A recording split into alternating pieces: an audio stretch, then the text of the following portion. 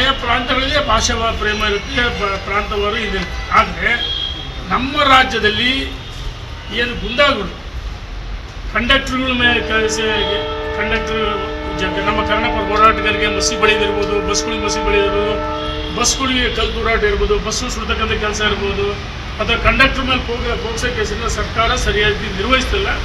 ಸಂಪೂರ್ಣವಾಗಿ ಕಾನೂನು ವ್ಯವಸ್ಥೆ ಕುಸಿದು ಹೋಗಿದೆ ಅಂತ ಹೇಳಕ್ಕೆ ಇಚ್ಛೆಪಡ್ತೀನಿ.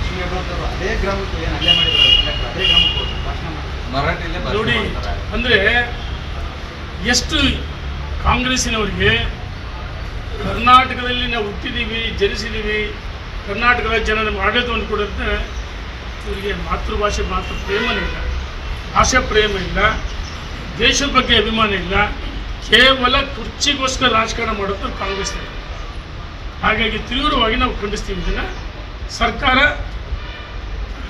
ಆಡಳಿತದಿಂದ ಕುಸಿದು ಹೋಗಿದೆ. ಎಲ್ಲ ಒಂದು ಕಡೆ ಇವರು ವೋಟ್ ಬ್ಯಾಂಕ್ ರಾಜಕಾರಣಕ್ಕೋಸ್ಕರ ಎಲ್ಲರನ್ನೂ ಓಲೈಸಿಕೊಂಡಿದ್ದಾರೆ. ಅಲ್ಪ ನೋಡಿ, ನಿನ್ನೆ ದಿವಸ ಮೈಸೂರಿನಲ್ಲಿ ಇವರು ಹಿಂಗೆ ಇಂದಿರಾ ಗಾಂಧಿ ಎಮರ್ಜೆನ್ಸಿ ಡಿಕ್ಲೇರ್ ಮಾಡಿದರು. ನಿನ್ನೆ ದಿವಸ ಅಲ್ಲಿ 144 ಸೆಕ್ಷನ್ ಜಾರಿ ಆಗಿದೆ. ಏನು ಅವಶ್ಯಕತೆ ಇತ್ತಾ?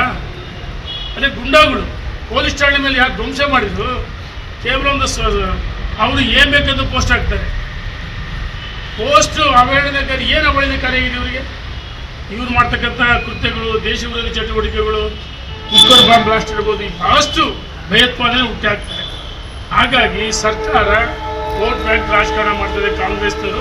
ದೇಶದ ಜನ ಇವರು ಸರಿಯಾದ ರೀತಿ ಮಾಡಿ ತೋರಿಸಿದ್ರು. ಇಷ್ಟಾದರೂ ವಿಪಕ್ಷಗಳು ಹೋಗಿಲ್ಲಲ್ಲ ಸರ್, ಅಲ್ಲಿ ನಮ್ಮ ಸ್ಥಳೀಯ ಮುಖಂಡರುಗಳು ಭೇಟಿ ಕೊಟ್ಟಿದ್ದಾರೆ. ಮೈಸೂರಿನಲ್ಲೂ ಸಹ ಏನು ಘಟನೆ ಆಗಿದೆ ತೀವ್ರವಾಗಿ ಖಂಡಿಸಿದ್ದೀವಿ. ಬೆಳಗಾವಿ ಮೈಸೂರು ಘಟನೆಯನ್ನು ನಮ್ಮ ರಾಜ್ಯದ ಅಧ್ಯಕ್ಷರು, ಪ್ರತಿಪಕ್ಷ ನಾಯಕರು ಖಂಡಿಸಿದ್ದಾರೆ.